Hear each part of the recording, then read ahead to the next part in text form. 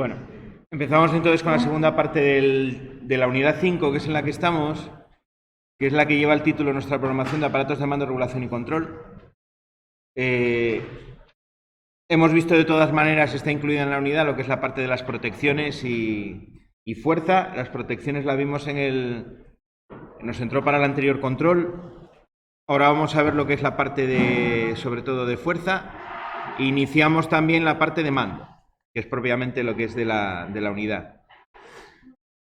Pasaremos en el siguiente tema a estudiar ya los circuitos con detalle, que hemos estado de todas maneras estudiando y trabajando con ellos desde el principio de curso. Luego en el temario veremos la parte de los motores. Veremos ya el motor en concreto, unas características que es importante conocer de cara a poder controlarlos.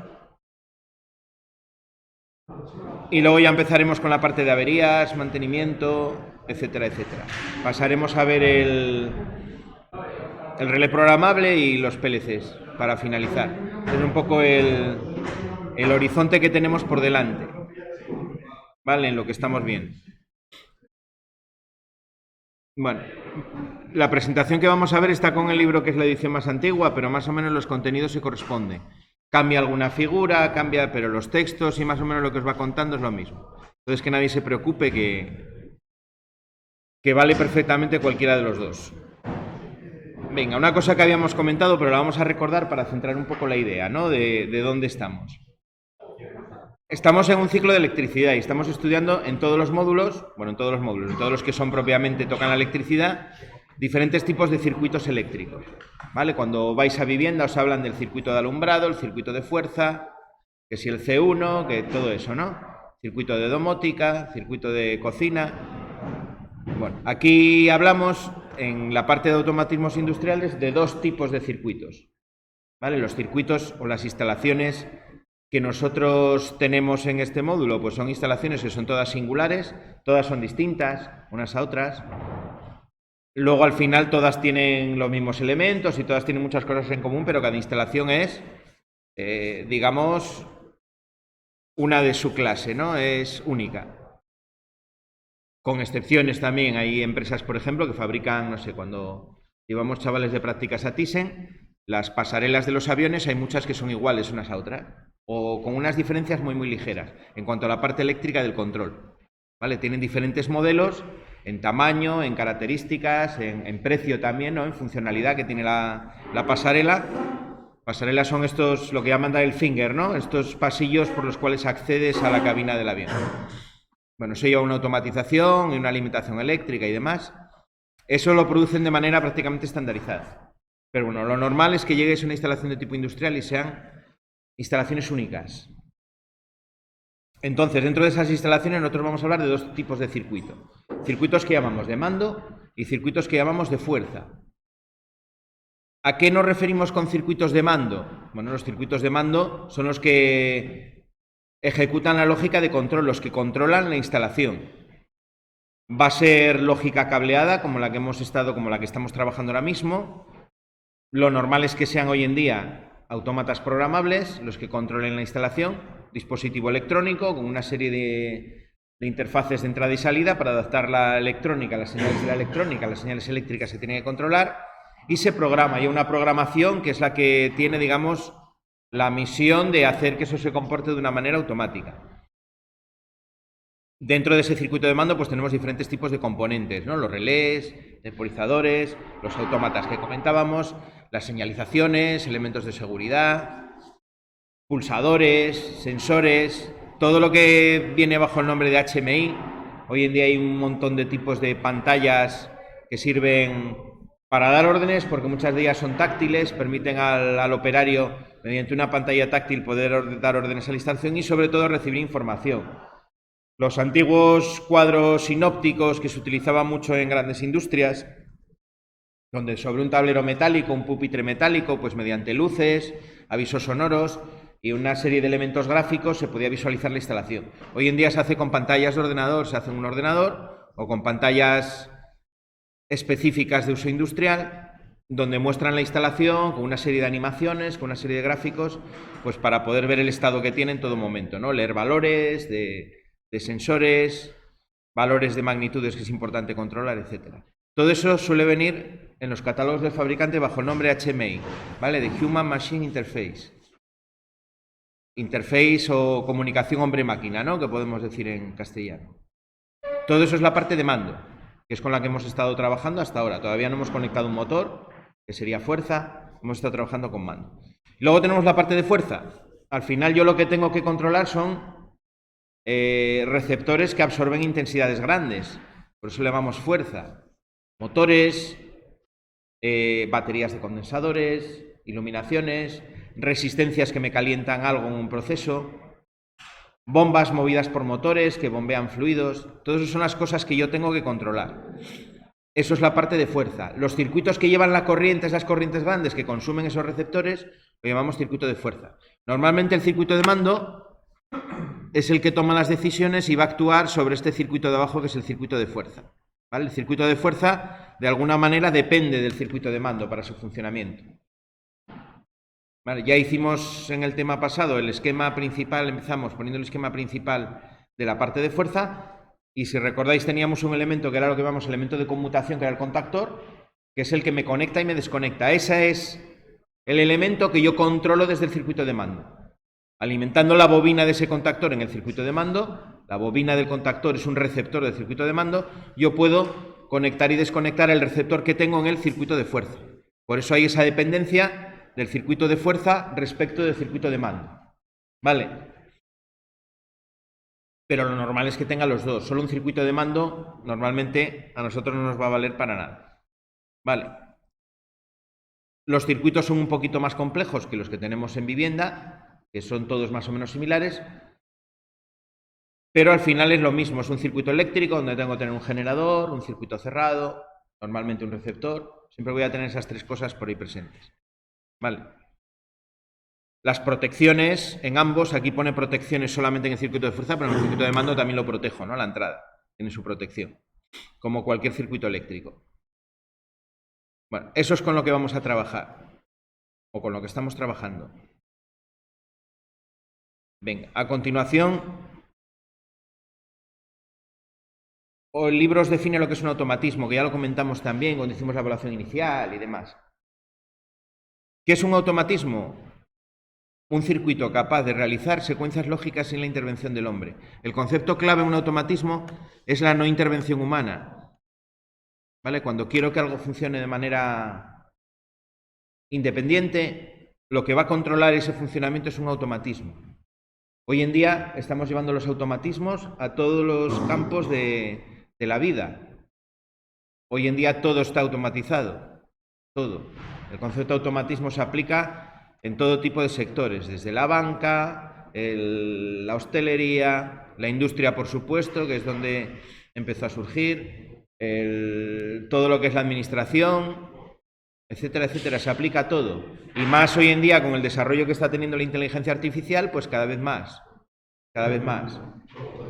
Esa llamada que tienes hoy en día que puedes tener de una compañía para venderte, una compañía eléctrica, una compañía de seguros, una compañía de teléfonos, para venderte una nueva tarifa, un nuevo servicio, muchas veces ya no es ni siquiera un operador humano, es una máquina con cierta inteligencia, dotada de inteligencia artificial, que te va a ir haciendo una serie de preguntas. ¿Vale? Se va a grabar la conversación, va a analizar esa respuesta que tú das en tiempo real y te responde de manera acorde. Eso es un automatismo al final. No es el tipo de automatismos que nosotros vamos a estudiar, pero es un automatismo. Pensar que realmente hoy en día eso está afectando a todo.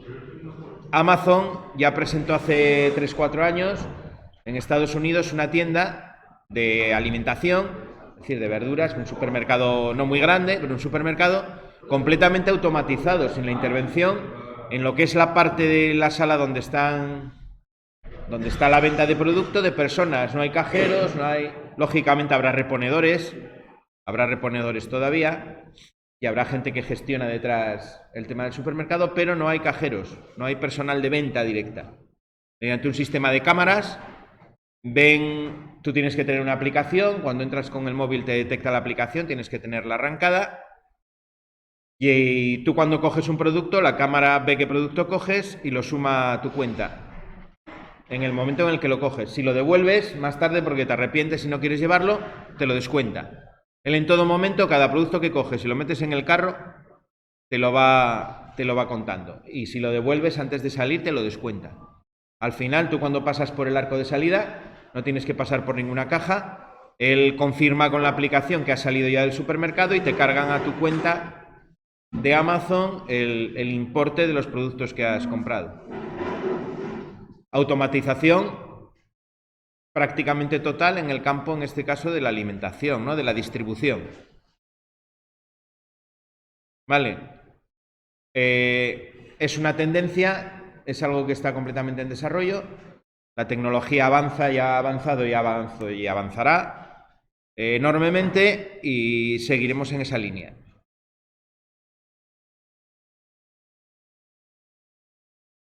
Bueno, nuestros automatismos, ¿cuáles son? Dentro de todo esa amplia gama, los automatismos de tipo eléctrico. Eléctrico barra electrónico, ¿no? Si vamos a la parte de control cuando veamos los autómatas. Distinguimos dos grandes tipos de automatismos, los cableados y los programados. Vale, antes de pasar a eso, pensar que hay más tipos de automatismos a nivel industrial. Por decirlo de una manera muy, bueno, rápida, pero que tengáis la idea. Tenemos los automatismos eléctricos. Relés, etcétera, ¿no? Relés, temporizadores. Esto es lo que llamamos normalmente cableados, que estaba diciendo ahora ahí. La lógica de control se construye mediante las conexiones eléctricas que yo hago con cables. Si ponemos dos contactos en serie, eso equivale a una función AND, ¿no? De las que estáis estudiando en electrónica. Tienen que estar los dos activados para que la corriente pueda pasar. Si pongo dos contactos en paralelo, basta con que uno de los dos se conecte para que deje pasar la corriente. No necesito los dos a la vez, sino que me vale con uno. Si están los dos, también pasa la corriente. Sería una función OR de esas que estudiáis en electrónica. Es decir, el cableado me permite conseguir la misma lógica de funcionamiento que consigo, por ejemplo, con la electrónica. La misma. De hecho, en un histórico de la tecnología, los automatismos eléctricos son muy anteriores a los automatismos electrónicos. ¿Vale? Ya en el siglo XIX había automatismos eléctricos. Los automatismos electrónicos empiezan a surgir en la segunda mitad del siglo XX. Tenía por aquí apuntado los primeros autómatas para que veáis un poco el año, ¿no? Lo había apuntado por aquí, por algún lado lo había apuntado yo. Aquí, estos dos. El de Allen Bradley, en Estados Unidos los dos, ¿eh? Aunque el creador del de Allen Bradley era alemán. Y luego el otro, también americano, de Bradford Associates, Modicon 084, del 68. Vale. El primero que se implantó exitosamente a gran escala fue el segundo, en la fábrica de General Motors. Ya han pasado unos cuantos años, pero bueno, si miramos en una perspectiva histórica más amplia, es algo relativamente reciente. Vale. Estos autómatas hacían operaciones de puertas lógicas, como las que estáis viendo con Jorge, y poco más. No tenían mucho más, ¿eh? Eran autómatas muy sencillos. Pero bueno, porque tengáis una idea de la evolución, porque es que esto ha evolucionado y evolucionará bastante. Luego tengo los que estábamos diciendo ahora, que son los electrónicos. Aquí hay variedad, ¿no? Tenemos los PLCs, los basados en PLC, donde tengo un circuito genérico pensado para hacer un montón de funciones, para que el proyectista o el que diseña pueda adaptar ese circuito a controlar lo que sea. Es un controlador genérico. Y luego tengo las placas electrónicas que tienen una función específica, que entrarían dentro de automatismo electrónico, ¿no? Y aquí podríamos poner las placas basadas en microprocesador, en microcontrolador, ¿vale?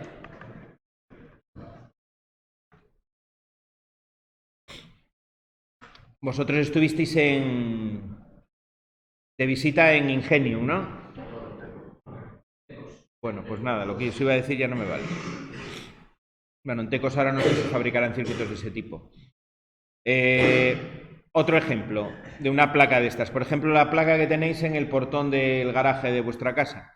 Probablemente sea un automatismo de este tipo. Es una placa que fabrican, me imagino que hoy en día mayormente en China, que viene ya con todo el funcionamiento grabado en un microcontrolador para que funcione el portón. En la salida tendrá una serie de relés, que son los que van a actuar sobre el contactor que tenéis con el motor, van a conectar y desconectar el motor, y tiene las entradas ya preparadas para los sensores, para los finales de carrera, para la llave o para el mando a distancia que le pongáis, etcétera, etcétera. Ya viene todo en una placa. Ese es un automatismo diseñado en base a un microcontrolador específicamente para una función, ¿vale? Como los portones al final todos funcionan igual, pues sale rentable fabricar una placa que haga ese funcionamiento. Se venden millones y millones de unidades, en una economía de escala eso llega un momento que sale muy rentable. Se fabrican a un coste muy barato y la diferencia en precio que puedo vender es grande, pues es bastante rentable. Y luego el PLC, que serían genéricos, ¿no? Bueno, hay muchas más cosas en el mundo de la electrónica. Hay circuitos hoy en día pues que se pueden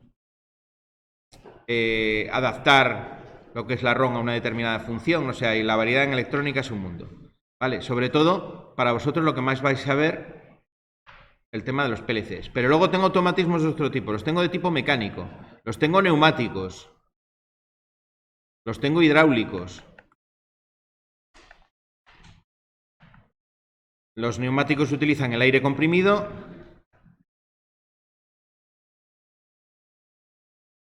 y los hidráulicos utilizan un circuito de aceite, ¿no? Cerrado.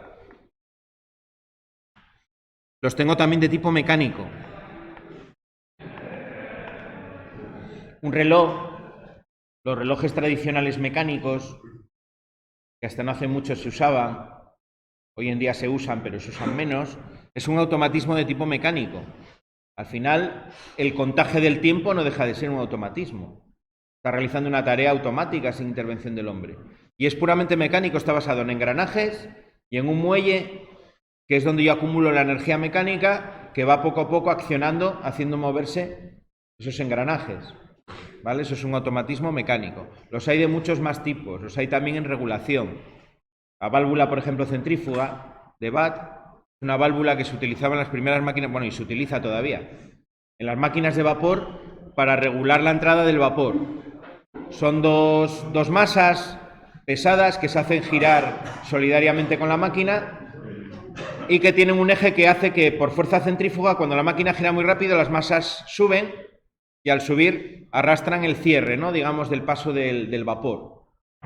Con lo cual llega un momento que cuando gira muy rápido, a medida que van subiendo las masas por fuerza centrífuga, van cerrando el paso del vapor y la máquina se va frenando. De tal manera que llega un momento que hay un equilibrio dinámico entre la altura de las masas y la velocidad. De esa manera se puede fijar que la máquina gire a una determinada velocidad por procedimientos mecánicos. ¿Vale? Hay un montón de automatismos de tipo mecánico también, que se usan, se han utilizado y se siguen utilizando. Nosotros nos vamos a centrar aquí, sobre todo. ¿Vale? Esta es nuestra parte de... Y esto lo vais a encontrar mucho en industria, sobre todo como accionamiento. A nivel industrial, solo con motores puedo hacer muchas cosas, pero no lo puedo hacer todo. Donde hay una tecnología que es la neumática, que como accionamiento me da una flexibilidad muy, muy grande. La neumática, junto con diferentes tipos de accionamientos mecánicos, de máquinas que me permiten transformar el movimiento lineal de un cilindro en otro tipo de movimientos, me da mucha potencia, me permite hacer cosas realmente muy interesantes, ¿vale? Por eso, esto lo vais a encontrar también pues dentro de vuestros automatismos, ¿no? Vosotros estaréis más centrados en la parte eléctrica, pero eso lo vais a tener por ahí también. Venga, que me estoy enrollando mucho hoy. Dentro de los nuestros, de los eléctricos, cableados y programados, lo que decíamos, un circuito donde la lógica está en la manera en la que yo conecto los cables es un circuito cableado. Serie, paralelo, un temporizador, que después de un tiempo pues me conecta un contacto que me conecta a otra carga, todo eso son cableados. Y luego tengo los programados, que es una caja o una serie de cajas donde tengo el PLC y sus interfaces de entrada y salida, donde conecto sensores por un lado y actuadores por otro. Por un lado tendría pulsadores de marcha, de paro, el contacto de protección del térmico, todo eso entra a una serie de bornes que son entradas. Y en las salidas tengo las bobinas de los contactores, tengo electroválvulas, si tengo que actuar en algún circuito, etc. Y luego, la manera en la que funcionan esas entradas con esas salidas la meto mediante un programa. Programo el PLC, ya veremos que hay una serie de lenguajes estandarizados que se utilizan para programar esos PLCs y donde yo le voy a decir el funcionamiento, cómo quiero que funcione. El programado siempre me da más flexibilidad porque yo, teniendo las mismas entradas y salidas, simplemente cambiando el programa, sin tener que tocar un solo cable, un solo tornillo, yo puedo modificar el funcionamiento de la instalación completamente. Hoy en día, con todas las comunicaciones que hay, la manera que tengo fácilmente de comunicar equipos, puedo hacer un seguimiento remoto de cómo funciona la instalación, puedo dar órdenes también de manera remota, etcétera, etcétera.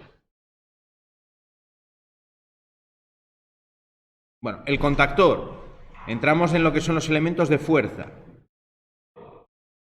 Esta es la pinta que tienen los contactores. Ahí tenéis, en la parte de la izquierda, tenéis uno de la marca... Bueno, este todavía, ese modelo, me parece que estaba bajo el nombre de Telemecanique o Schneider Electric, ¿no? Que es lo mismo. Schneider Electric se formó o fue absorbiendo o comprando una serie de empresas muy potentes que había en el campo de la electricidad. Merlin Gering, Telemecanique, Merten, creo que es de ellos también. Y las agrupa todo bajo ese nombre de Schneider Electric. Ese modelo que tenéis ahí de contactor es uno de los que vamos a manejar nosotros. Vale. Luego tenéis aquí una foto de uno de Siemens, un modelo que tiene pinta de ser antiguo ya. Y luego tenéis aquí otro. Este no sé de qué marca es, de Siemens debe de ser también, ¿no? Sí. Otro modelo de Siemens. Vale. Este tiene pinta más de ser para uso quizás en vivienda, por la forma que tiene, ¿no? En vivienda se usan también contactores para conectar algunas cargas, como los acumuladores de calefacción y ese tipo de cargas. Lo que pasa es que en vivienda se suele vender una gama de contactores que son más silenciosos. Imaginar el ruido que meten los... Bueno, claro, todavía no los conectaste. Los contactores, cuando se conectan, los de tipo industrial meten ruido. Pegan un pequeño golpe porque tiene unos muelles para que el movimiento de los contactos sea rápido. En los de vivienda, el sonido se reduce. Los llaman silenciosos o en las gamas de producto de los fabricantes, porque en una vivienda que te meten ese golpe, ese ruido, no está bien, ¿no? Te puede dar hasta susto si estás de repente ahí tal y ¡plas! Entra el contactor, está dentro de una caja, va a retumbar y suena bastante. Entonces tienen unas gamas que son más silenciosas. Ese de ahí de Siemens tiene pinta de ser de los de vivienda. Los de industrial pues tienen otra pinta más tosca para poner en carril. Este, como tiene este saliente que tiene aquí, es el típico saliente que está pensado para la ventana del cuadro de una vivienda, de un comercio, para que sobresalga, ¿no? Y poder verlo, tipo a los que tenemos ahí. ¿Veis? Tiene una tapa por donde sale el frontal de todos los componentes. Mientras que los industriales normalmente no tienen eso. Esto no está pensado para ese tipo de cuadro. Bueno, la composición de un contactor. La tenéis aquí en el libro y la tengo yo luego ahí esquematizada. Esto creo que lo habíamos visto ya, pero lo repasamos rápidamente. Tengo un circuito magnético, que es eso que llamáis la culata y el martillo. Un circuito eléctrico de mando, que es la bobina, que me acciona el relé. Y luego tengo la parte de los contactos, dentro de los cuales va a haber una parte que va a ser los contactos de fuerza y otra parte que van a ser los contactos auxiliares. Desde el punto de vista del funcionamiento es igual que un relé, pero lo que añado que no tiene el relé son los contactos de fuerza. Y los contactos de fuerza implica que va a tener una mayor fuerza de accionamiento, la bobina que yo le voy a poner, tiene que ejercer un mayor golpe cuando conecta. Voy a tener una serie de muelles que van a hacer que los contactos se muevan con rapidez, porque voy a manejar corrientes muy grandes y tengo que interrumpir esas corrientes de manera brusca para evitar el arco eléctrico. Y además voy a tener lo que se llama la cámara de extinción, donde están los contactos. Voy a tener una serie de componentes que me ayudan a disipar el calor que se produce con el arco eléctrico cuando hablo de los contactos. Son un relé, no lo tengo, ¿vale? Es la diferencia principal que tengo entre el contactor y el relé. La parte de los contactos de fuerza que implica los resortes, implica la cámara de extinción, ¿vale? El principio de funcionamiento digo que es similar. El circuito magnético tiene una mayor entidad, pero básicamente lo que pasa aquí es que cuando yo alimento la bobina, aquí se forma un campo magnético, ¿no? Que se canaliza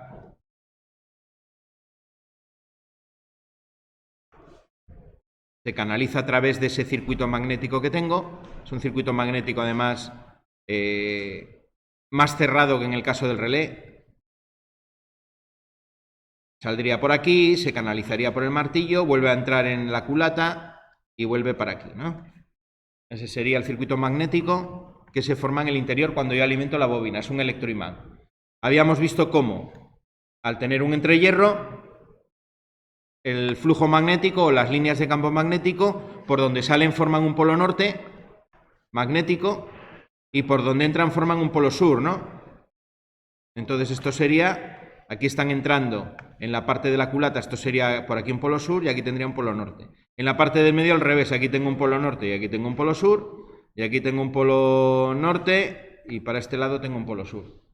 Es decir, tengo que el martillo y la culata aparecen polaridades, se está imantando contrarias respecto al martillo y culata, aparece una fuerza de atracción y el martillo, que es la parte que se puede mover, se mueve en dirección de la culata, se mueve hacia allí.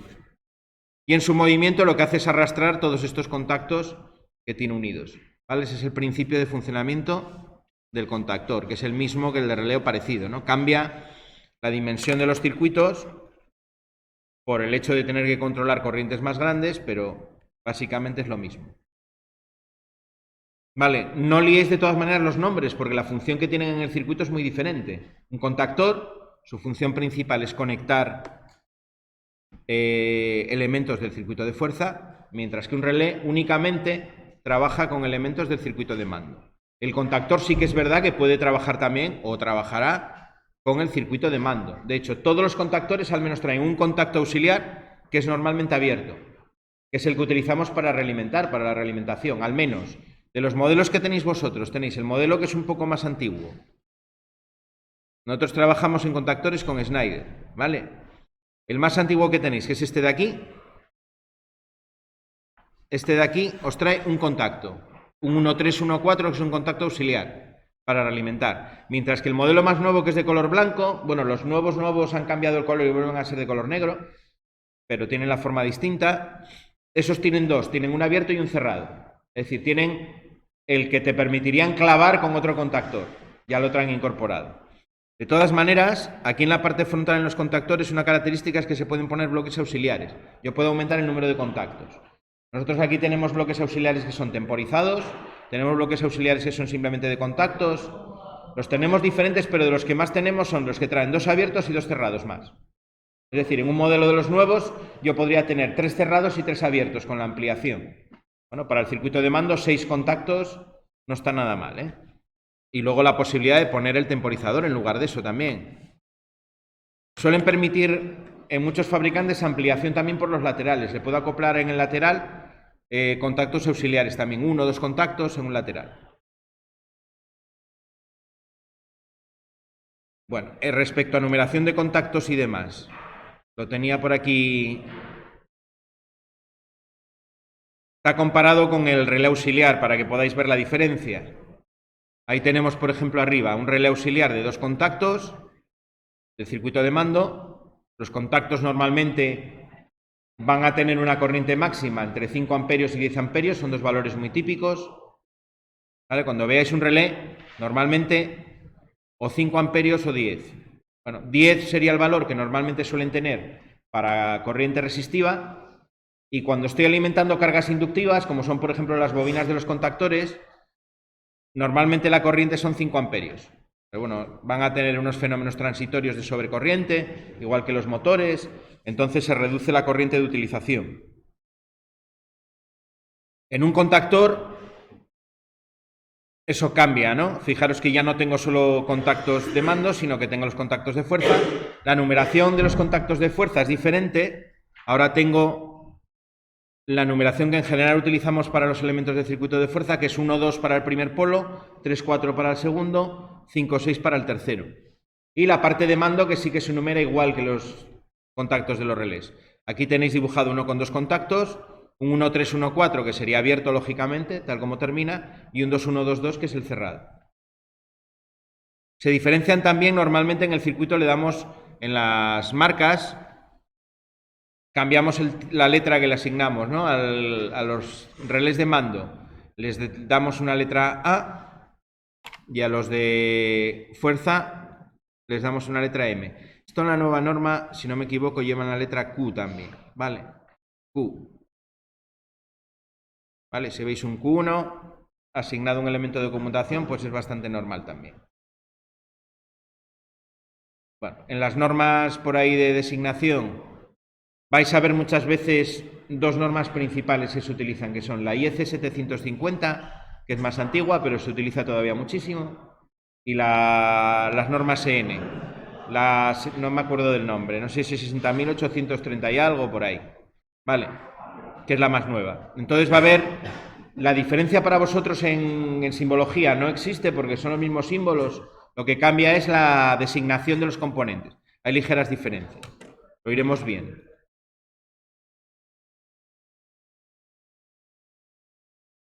Bueno, la característica principal de un contactor asociada a los contactos de fuerza, esta de aquí, el poder de corte, también otra que es el poder de cierre, pero sobre todo la que más nos interesa, el poder de corte.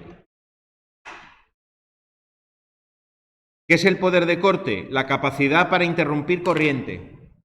Tengo un motor que lleva 50 amperios, la capacidad para cortar esos 50 amperios sin quemarse.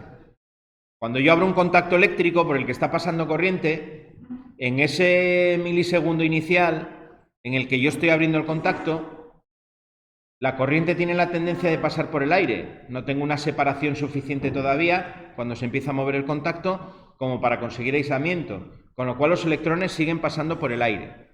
Cuando los electrones pasan por el aire, los gases que forman el aire, que principalmente es nitrógeno y en menor medida oxígeno, se descomponen y se forma lo que se llama un arco eléctrico, ¿no? Los electrones descomponen esos gases, pasan a un estado de plasma, que es la chispa que yo veo realmente, no es la electricidad, sino que es el plasma que se forma por descomposición de los gases del aire. Se libera gran cantidad de calor también en esa descomposición, se produce pequeño rayo, ¿no? En miniatura, un arco eléctrico. Ese arco eléctrico, al descomponer, como es producto de la descomposición de los gases del aire, tiene otro efecto, que es que el aire se vuelve conductor cuando se descompone. El aire que es aislante, con el arco eléctrico se vuelve conductor. Entonces, el arco cada vez le resulta más fácil pasar por el aire, porque el aire se va convirtiendo en conductor. No es un proceso, digamos, que se va realimentando a sí mismo. Por eso hablamos del cebado del arco, ¿no? Se va alimentando, se retroalimenta. Por eso lo tengo que interrumpir muy rápidamente, porque si no lo interrumpo, el arco continúa y me quema todo lo que pille. Hemos dicho que se libera gran cantidad de calor, con lo cual me lo va a quemar todo. De ahí lo que os decía antes de la cámara de extinción. ¿Cómo lo solucionamos técnicamente eso? Las técnicas de conmutación, todas van en el camino de tener que abrir los contactos muy rápidamente. Si yo abro rápidamente, no le doy tiempo al arco a que se establezca. ¿Vale? Esa es la primera táctica. Y la segunda es enfriarlo, hacer que se extinga el poco arco que se pueda producir, hacer que se extinga, que se enfríe y de esa manera no me dañe los componentes por los cuales está pasando, ¿no? Donde se está produciendo. De esa manera evito que los contactos del contactor se me quemen. ¿Cómo lo solucionamos en el contactor? Con un resorte lo suficientemente fuerte para provocar que la apertura de los contactos sea rápida. Por eso en un contactor que está cerrado, el muelle también es muy importante. Cuando yo dejo de hacer pasar corriente por la bobina, el muelle tiene que hacer que los contactos se abran lo más rápidamente posible. De ahí el golpe que pega el contactor, ¿no? El sonido del contactor, el golpe, es por ese muelle que hace que se mueva con rapidez. Vale, eso es la característica principal que tiene el contactor, desde un punto de vista eléctrico. Y luego tiene también el poder de cierre, que acompaña, ¿no? Igual que se tiene la capacidad de interrumpir una corriente, tiene que tener la capacidad de establecer una determinada corriente. El poder de cierre es importante porque algunas cargas absorben mucha corriente cuando yo las conecto. La electricidad nosotros normalmente estudiamos, y en electrotecnia estudiaréis lo que se llama régimen permanente, es decir, cómo se comportan las cosas cuando ya están conectadas y funcionando. Pero en los instantes iniciales de funcionamiento ocurre una serie de fenómenos que son lo que se llaman fenómenos transitorios. Un motor, por ejemplo, que ya lo hemos comentado por encima, cuando yo conecto un motor, durante unos segundos, durante unos instantes, puedo tener hasta 6 veces la intensidad nominal, justo en el instante inicial. 6-7 veces la intensidad nominal en un motor de jaula de ardilla. ¿Qué pasa? Que si yo tengo un circuito que está pensado para una determinada corriente y le meto 6 veces más, eso es un problema, ¿no? El contactor tiene que soportar esos 6 veces más. Tiene que tener un poder de cierre, un poder para poder manejar esa corriente elevada que tiene cuando yo cierro el contacto. Por ejemplo, con cargas resistivas, cuando conecto... Bueno, ahora ya no tiene sentido porque ya no se utiliza esa iluminación. Pero con cargas, por ejemplo, con lámparas de incandescencia, es un tipo de receptor cuya resistencia varía mucho con la temperatura. Sabéis que la resistencia, aunque siempre manejamos la resistencia de los receptores como si fuese constante, no lo es. La resistencia varía con la temperatura. Cuando tengo una carga como las lámparas de incandescencia, los halógenos, donde la temperatura de funcionamiento es muy elevada, ese efecto de cambio de resistencia también se nota bastante. Un filamento de una lámpara de incandescencia está, como su propio nombre indica, incandescente. Hablamos de por encima de los 1000 grados. En el paso de temperatura ambiente a los 1000 grados, la resistencia aumenta. Imaginaos que con un contactor estáis alimentando un grupo de lámparas de incandescencia que están a temperatura ambiente. Vosotros le dais y en nada de tiempo, porque vosotros le dais al contactor y ya veis que está alumbrando, es decir, se ponen incandescentes ya, ese ya, que son microsegundos, milisegundos, en el instante en el que conectasteis el contactor, la resistencia que tienen es mucho más pequeña. Por lo tanto, si utilizo la ley de Ohm, ¿no? Intensidad igual a tensión partido de resistencia. Si lo que pongo en el denominador es muy pequeño, el resultado es mayor, ¿no? Si divido 10 entre 10, me da 1. Si divido 10 entre algo más pequeño, 10 veces más pequeño que es 1, me da 10, ¿no? Mientras más pequeño sea lo que divide, el denominador, más grande va a ser el resultado. ¿Qué pasa? Que en el momento que cierro el contactor hay una punta de intensidad que puede llegar a ser 15 veces. En lámparas de incandescencia la intensidad nominal. El contactor tiene que soportar esas 15 veces. Normalmente en el cierre suelen tener un mayor poder de cierre que poder de corte. Es decir, lo puede manejar sin problema, pero tengo que tener en cuenta que tengo que poner un elemento, un contactor que soporte esa corriente. ¿Vale? Por eso el poder de cierre es importante también. Bueno, eso para que os suene también. ¿Vale? Que el contactor es un contactor por algo, no puedo poner un relé en su lugar. Si pongo un relé lo voy a quemar. Bueno, las partes lo vimos. Un aspecto importante de los contactores, la tensión del circuito de mando. Podemos trabajar con circuitos de mando a diferentes tensiones. Lo normal es que el circuito de fuerza, el rango de tensiones sea más reducido, aunque a nivel industrial yo puedo utilizar tensiones diferentes a los 400 voltios de trifásica.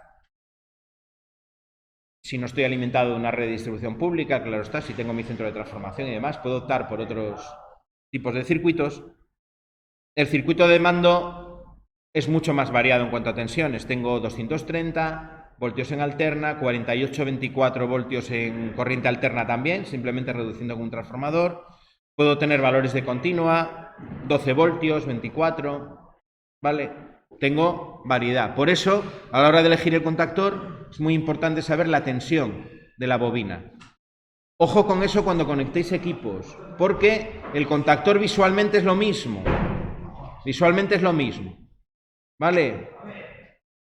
Pero realmente no es lo mismo. Cambia la bobina. Si yo cojo un contactor de 24 voltios, su circuito de control, su bobina, y lo meto a 230, ¿qué pasa? Si algo de 230, de 24, perdón, le meto 230, lo que voy a hacer es quemarlo. Más lo voy a quemar muchas veces cuando hago eso, quema de tal manera que se inflan, al quemarse los aislamientos que lleva la bobina, se inflan, impiden incluso que se pueda mover, queda bloqueado el contactor. Hay veces que cuesta hasta desarmarlo para poder cambiarle la bobina. Es decir, le hago un destrozo importante. En muchos contactores la bobina es intercambiable. Si la bobina se quema, puedo abrirlo, puedo sacarla y poner otra, ahí repuesto. ¿Vale? Mirarlo siempre, acostumbraros, siempre que vais a conectar algo, leer toda la paramenta eléctrica, todos los cacharros, entre comillas, que manejamos, tienen el valor de intensidad permanente, de intensidad nominal, y el valor de tensión de utilización. En el caso de un contactor vais a tener la del circuito de fuerza y la de la bobina. Miradlo. Normalmente los contactores, si lo cogéis en la parte de arriba, los de Schneider traen una etiqueta con el valor 230, 24, os ponen el signo de alterno o de continuo. Verificarlo siempre. ¿Por qué? Porque a veces cuando estéis trabajando, ya sea en obra o estéis en un taller eléctrico haciendo un cuadro, os puede llegar el material mal. ¿Vale? A nosotros nos llega mal continuamente el material de los almacenes, y son almacenes serios, pero todos nos equivocamos, somos humanos. Da igual que el almacén al que vayáis esté súper automatizado, que si el que mete el valor en el ordenador del pedido que tú le das se equivoca en la referencia, os mandan algo que no es lo que vosotros queréis. Y muchas veces la equivocación en el final de una referencia en contactores es cambiar el valor de tensión de la bobina. En los de Schneider, por lo menos, es el último valor que aparece en la referencia. Si yo me equivoco en una letra, cambio totalmente el producto. Miradlo siempre, hacer esa comprobación. ¿Qué circuito estoy montando? ¿Qué tensión tengo? ¿Qué tensión tiene el elemento que voy a montar? Aunque lo saquéis de la caja, ¿vale? Y está nuevo, ¿vale? Pero asegúrate de que es lo que tú has pedido, de que es lo que tú necesitas antes de montarlo.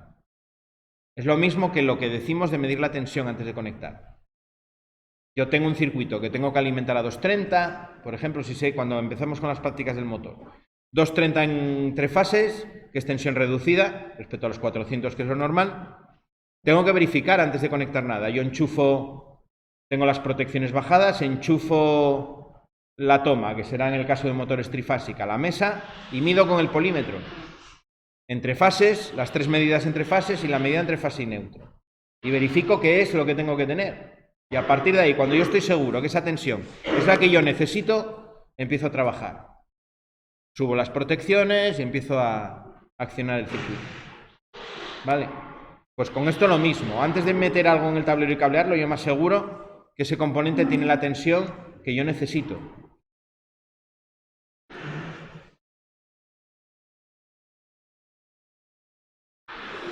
Vamos a hacer probablemente en el tercer trimestre un montaje con que mezclemos corriente continua, corriente alterna, circuito de mando a 24 con una fuente de alimentación. Bueno, vamos a ver variantes, ¿no? Para que no sea solo todo lo mismo.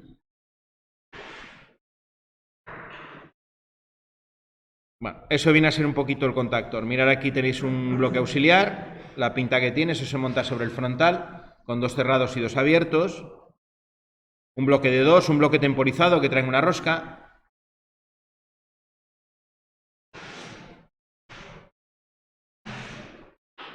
Normalmente trae una flecha que os indica en qué sentido tenéis que girar. Esto, si no lo giráis para donde hay que girarlo, pues me lo cargo también porque le paso la rosca. Entonces, como en todo hay que fijarse, es una cuestión de atención, de fijarse. Ahí tenéis cómo deslizan el contactor, el bloque auxiliar sobre el contactor, el montaje en el frontal y luego el montaje también puede ser lateral. Luego en el lateral ves aquí que tienen como una ventana, no sé si se ve ahí. Eso permite montar lo que se llama en el lateral un bloque inversor, un enclavamiento mecánico. Es una pieza de plástico que se monta en el medio y que me sirve cuando voy a hacer el arranque con inversión de giro de un motor, con los 2 sentidos de giro, para impedir mecánicamente que si un contactor está accionado, el otro se pueda accionar, incluso aunque yo le meta corriente por la bobina. Como un tope que me bloquea el contactor que está al lado. Si entra uno, me lo bloquea. Eso es otra medida de seguridad adicional para cuando hago una inversión de giro, evitar que conecte los 2 sentidos de giro a la vez. Porque lo que va a pasar, vamos a ver, es que hago un corto si conecto los 2 sentidos de giro a la vez. Esa ventanita que tienen en el lateral es para acoplar... Un minuto. Para acoplar ese bloque. De todas maneras, si necesitáis un bloque de inversor, todos los fabricantes suelen tener una referencia que te viene el bloque inversor ya construido, los 2 contactores, con el enclavamiento mecánico en medio y con los puentes necesarios hechos con cable rígido por arriba y por abajo. De tal manera que tú conectas 3 cables de entrada, 3 cables de salida o el térmico en la parte inferior y ya tendrías el bloque inversor.